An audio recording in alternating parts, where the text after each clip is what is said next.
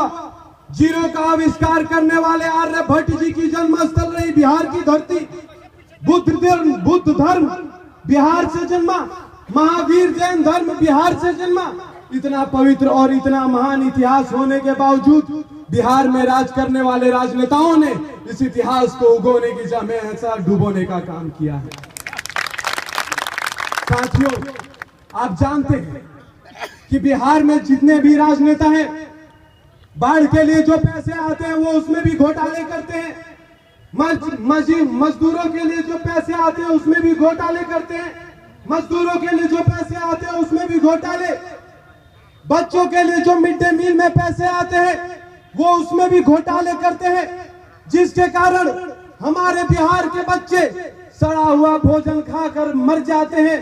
पर फिर भी उनको जरा सी भी बिहार के राजनेताओं को शर्म नहीं आती। हम आपसे पूछना चाहते हैं, आप जानते हैं कि आजादी के करीबन 70 साल बीत जाने के बाद भी हमारी माँ बहनें, बूढ़े बुजुर्ग लोग आज भी खेतों और सड़कों में जाकर शौचालय करते हैं। हम आपको भरोसा दिला देना चाहते हैं, विश्वास दिला देना चाहते हैं कि जिस दिन पिताजी सांसद बने उस दिन हर एक गांव में शौचालय खोल देंगे।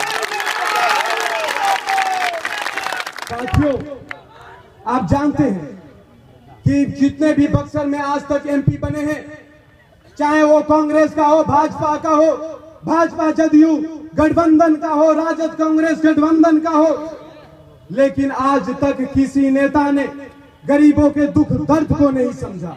मेरे पिताजी गरीबी से उठे। मेरे पिताजी पहले एक शिक्षक थे। शिक्षक के साथ साथ पहलवानी करते थे। पहलवानी में जैसे जैसे मशहूर होते गए वैसे वैसे डुमरांव के साथ साथ पूरे बक्सर के लोगों के कष्ट को देखा। उसके बाद जाकर 1994 में नौकरी को त्याग दे दिया, और जब नौकरी को त्याग दिया तो उस वक्त पूरा घर परेशान था तो बस आप जैसे लोगों का प्यार था, जो मेरे पिताजी 3 बार निर्दलीय विधायक बने।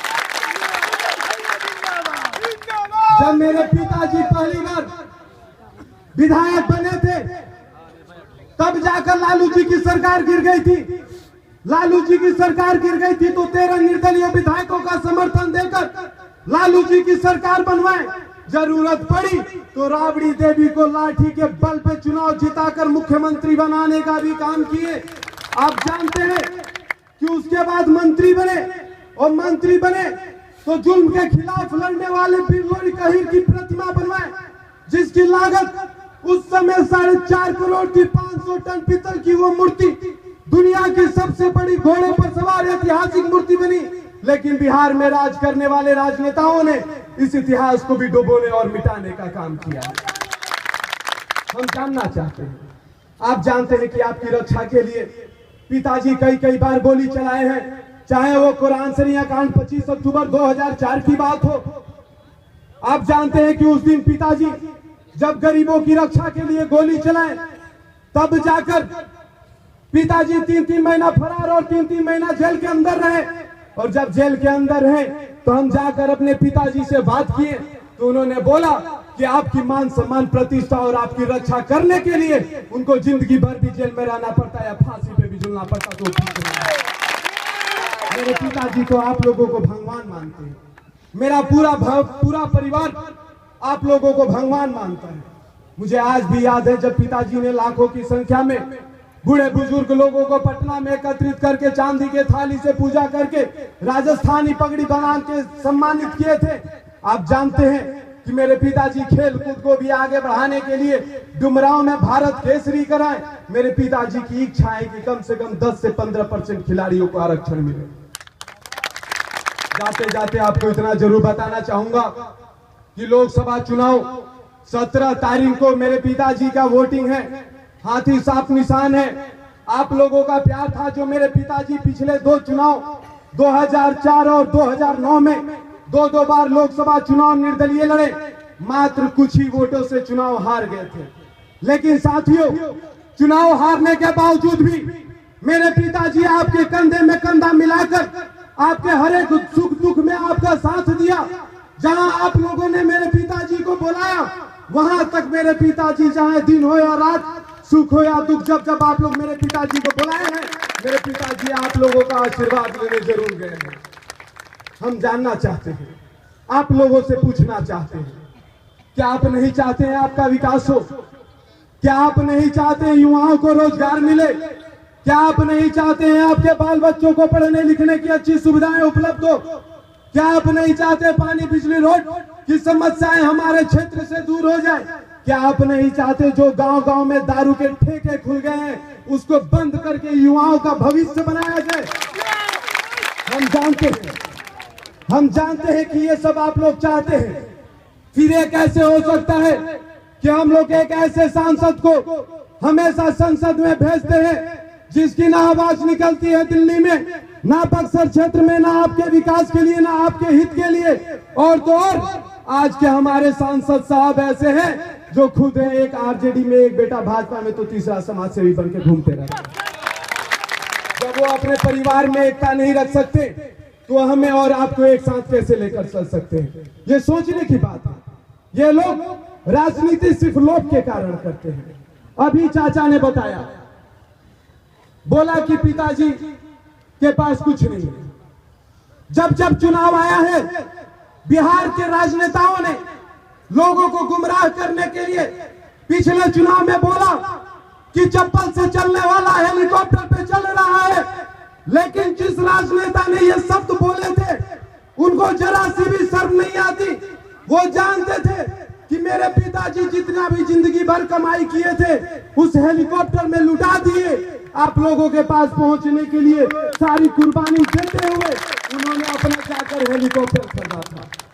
सभी राजनेता जानते हैं बक्सर जिला के कि जो हमारा कोल्ड स्टोरेज है, राइस मिल है, बर्फ फैक्ट्री है, सब लोन पर है। लेकिन फिर भी आप लोगों को गुमराह करने के लिए चुनाव के टाइम आते हैं, मनगढ़ंत बातें बोलते हैं, आप लोगों को बोलकर वो चीज गुमराह कर देते हैं और आप लोग हम लोगों से नाराज हो जाते हैं। लेकिन साथियों, असलियत आप जानते हैं। हम आपको जाते जाते इतना जरूर बताना चाहेंगे कि पिताजी 24 घंटा में 18 घंटा आपके बारे में सोचते हैं। वो सोचते हैं आपके मान सम्मान प्रतिष्ठा को कभी गिरने नहीं देंगे। वो सोचते हैं आपके आंखों में कभी आंसू आने नहीं देंगे। वो सोचते हैं आपके बाल बच्चों को पढ़ने लिखने में कभी कोई दिक्कत आने नहीं देंगे। जब हम दूसरे राज्यों में पढ़ने जाते हैं, चाहे वो दिल्ली हो या बॉम्बे, छत्तीसगढ़ हो या असम, जहां जहां भी आज तक बिहार के लोग पढ़ने गए वहां बिहारी समझकर हमें अपमानित किया जाता है। घिन की नजर से देखते हैं तो कई कई जगह काट काट कर फेंक दिया जाता है और कोई नेता बोलने को तैयार नहीं। बॉम्बे में बिहार के लोगों को काट कर फेंक दिया गया। आप जानते हैं जो नरेंद्र मोदी भाई आकर यहाँ पर आप लोगों को बोलते हैं कि बिहार के लोग हमारे भाई हैं। किस बात का भाई? किस बात का भाई? जब मुंबई में हमारे बिहारियों को आपके सरकार में काटा गया, आपके गठबंधन के सरकार में काटा गया, तब कोई भाई नहीं और इलेक्शन आते हुए भी भाई हो गए। साथियों, जाते जाते आप लोगों को इतना भरोसा दिला देना चाहता हूं, विश्वास दिला देना चाहता हूं कि पिताजी आपसे जितने भी वादे करेंगे, चाहे वो आपके बच्चों की पढ़ाई की बात हो, बक्सर के विकास की बात हो, आपके सपनों को और आपके अधिकार को पूरा करने के लिए उनको पूरे खानदान की भी बलि चढ़ानी पड़ेगी तो वो कभी जिंदगी में पीछे नहीं हटेंगे। साथियों, हर कोई जीतने वाला वीर नहीं होता। हर कोई जीतने वाला वीर नहीं होता और मांगे जब वो पीर नहीं होता। ये तो पिछले जन्म का पुण्य है मेरे दोस्त, नहीं तो ऐसी कोई मेरे पिताजी की तरह हीर नहीं होता। जाते जाते यहाँ पर उपस्थित तमाम माता, दादी, बूढ़े बुजुर्ग लोग, तमाम युवा साथी के चरणों में गिरकर आग्रह करता हूँ, विनती करता हूँ कि इस बार आप लोग मेरे पिताजी को सांसद बना दें। हम आपसे वादा करते हैं कि यदि पिताजी ने विकास 5 साल के अंदर नहीं किया तो अगली बार हम आप लोगों से वोट भी मांगने नहीं आएंगे। साथियों, अलग पहचान बनाने की आदत है हमें, अलग पहचान बनाने की आदत है हमें। गम हो जितना गहरा भी उतना ही मुस्कुराने की आदत है हमें। सब कुछ लुटा देते हैं हम जनहित में, सब कुछ लुटा देते हैं हम जनहित में, क्योंकि जनता की हक की लड़ाई लड़ने की आदत है हमें। इसी बात के संग हम अपनी बात को समाप्त करते हैं। जय भीम, जय हिंद।